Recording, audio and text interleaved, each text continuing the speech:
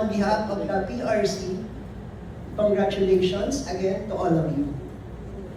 As you take your solemn oath today, you step into the field during a transformative time. Architecture is more than just drafting plans or constructing aesthetic facades. It is public trust.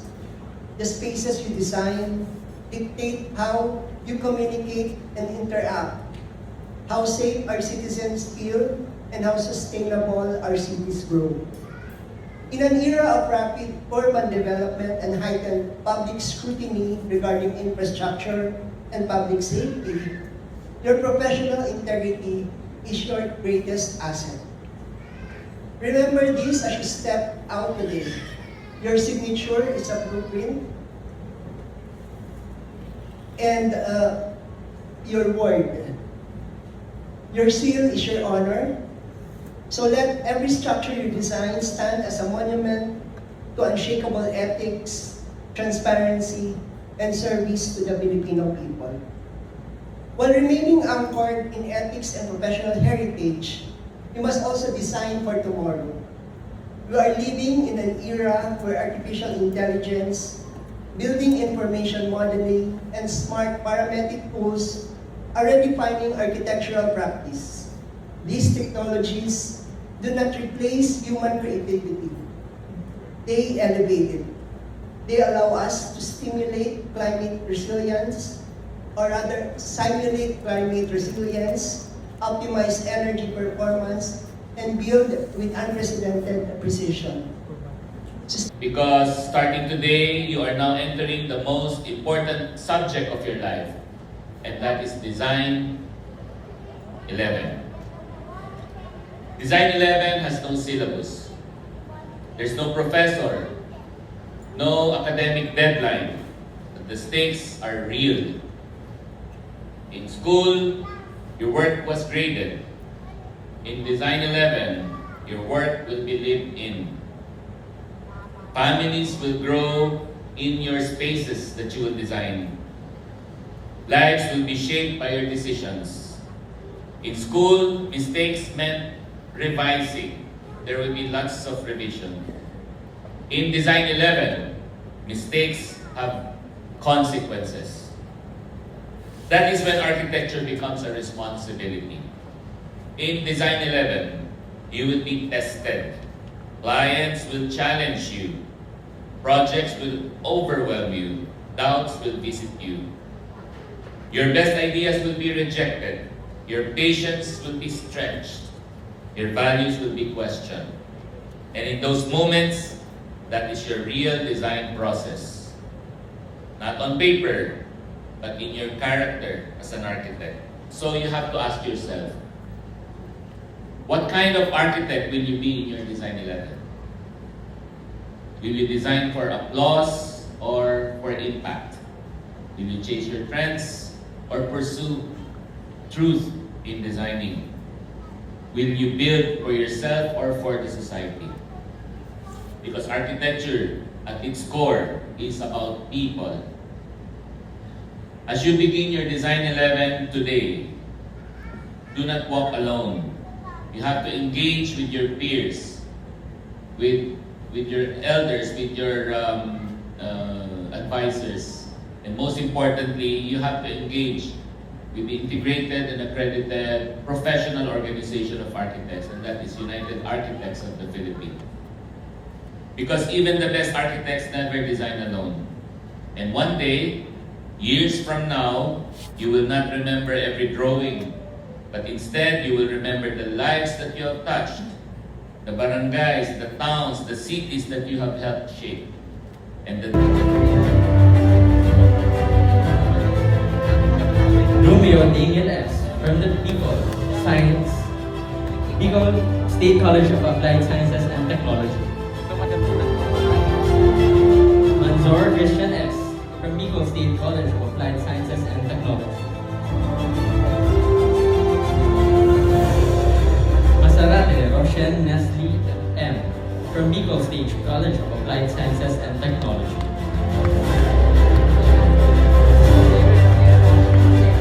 Mirabel Mabel M. from Bicol University.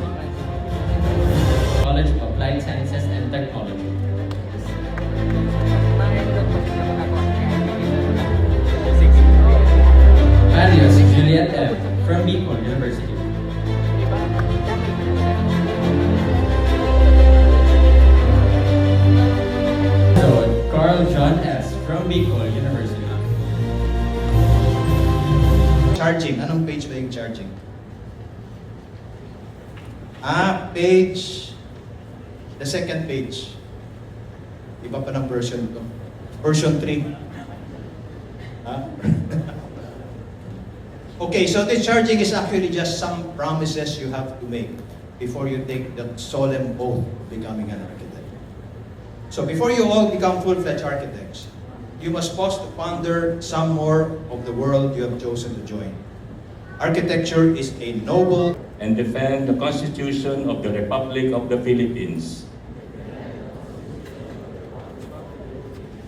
that I will bear true faith and allegiance to the same, that I will obey the laws, legal orders, and executive orders promulgated by the duly constituted authorities of the Republic of the Philippines,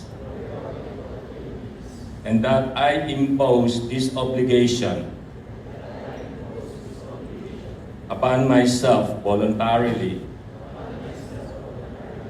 without mental reservation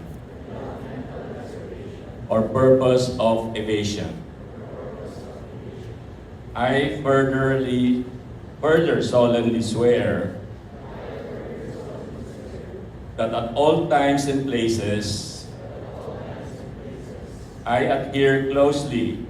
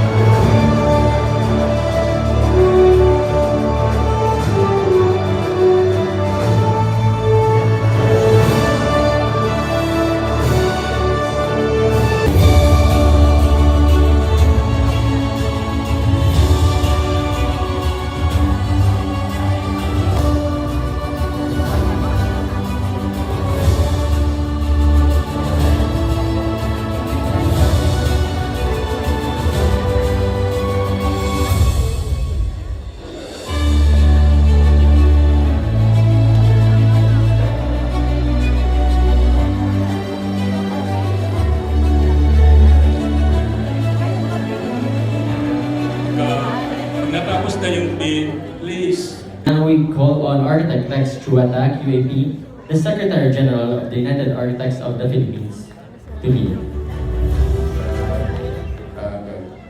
Good morning. Could we request all architects to please stand up, please rise. And society. I shall dedicate myself to the pursuit of creative endeavor towards the goal of enlightened art and science, generously sharing it. I shall respect the rights and works of my colleagues in the profession and confine my comments to constructive ends. I shall endeavor to do my duty in the protection of our common environment and the preservation of our cultural heritage for the sake of the present and the future generations. So help me God. Architect Daniel S. Lumion from the Bicol State College of Applied Sciences and Technology.